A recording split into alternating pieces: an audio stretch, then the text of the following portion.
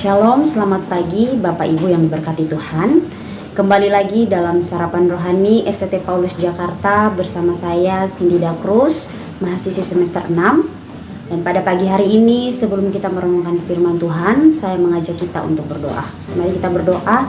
Kami bersyukur Tuhan untuk penyertaan-Mu dan kasih setia-Mu dalam kehidupan kami.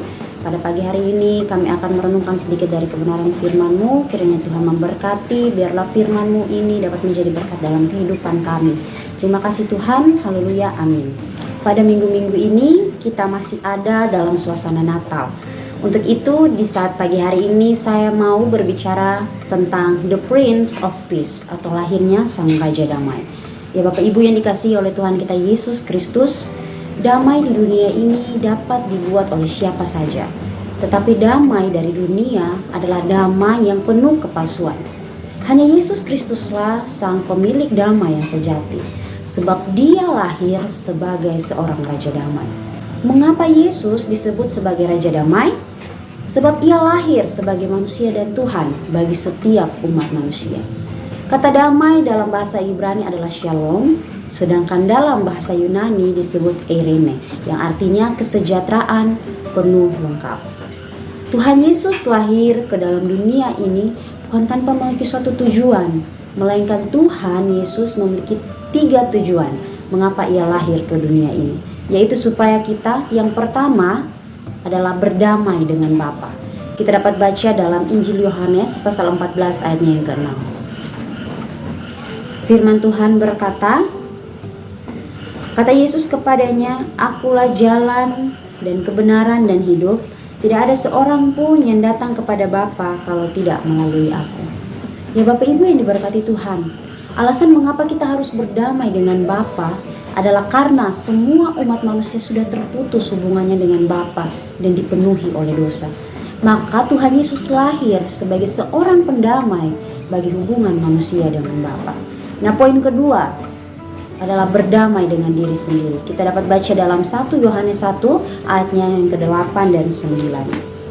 Firman Tuhan berkata, "Namun perintah baru juga yang kutuliskan kepada kamu telah ternyata benar di dalam Dia dan di dalam kamu. Sebab kegelapan sedang lenyap dan terang yang benar telah bercahaya. Barang siapa berkata bahwa ia berada di dalam terang, tapi ia membenci saudaranya, ia berada dalam kegelapan sampai sekarang." Bapak Ibu yang diberkati Tuhan, selain mendamaikan hubungan kita dengan Bapa, Tuhan Yesus lahir ke dunia ini juga sebagai pendamai atas diri kita sendiri. Untuk itu kita harus selalu mengucap syukur atas apa yang sudah Tuhan berikan kepada kita. Sebab kita adalah ciptaan Tuhan yang paling sempurna dan dikasihinya. Yang mengucap syukur merupakan salah satu cara bagaimana kita dapat berdamai dengan diri kita sendiri. Bapak Ibu yang diberkati Tuhan, poin ketiga adalah berdamai dengan sesama. Kita dapat baca dalam Markus pasal 9 ayatnya yang ke-50.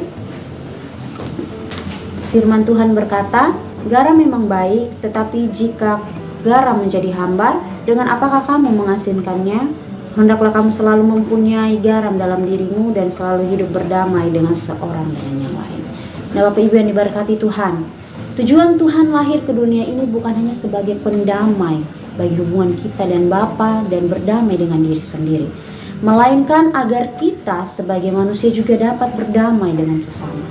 Tuhan ingin agar kita menjadi terang dan garam bagi sesama, dan Tuhan ingin kita hidup dengan saling mengasihi satu sama lain. Ya Bapak Ibu yang diberkati oleh Tuhan kita Yesus Kristus, tahun 2023 adalah the year of a new birth, atau merupakan suatu kelahiran baru, di mana hal tersebut memiliki pengertian yang berbeda dengan tahun 2022. Apa yang dimaksud dengan tahun kelahiran baru? Berarti kita akan menerima dan mengalami mujizat-mujizat yang baru yang belum pernah kita alami sebelumnya, dan kita akan menerima berkat baru dari Tuhan yang sudah Ia siapkan bagi kita. Ya, untuk mengalami janji-janji Tuhan yang baru di tahun 2023, kita perlu berdamai dengan Bapa, diri sendiri, juga dengan sesama. Ya, seperti salah satu kutipan firman Tuhan yang berkata, apa yang tidak pernah kita lihat oleh mata dan tidak pernah kita dengar oleh telinga dan tidak pernah timbul dalam hati manusia, semuanya disediakan Allah untuk mereka yang mengasihi Dia. Ya, kiranya firman Tuhan dapat memberkati kita semua. Amin.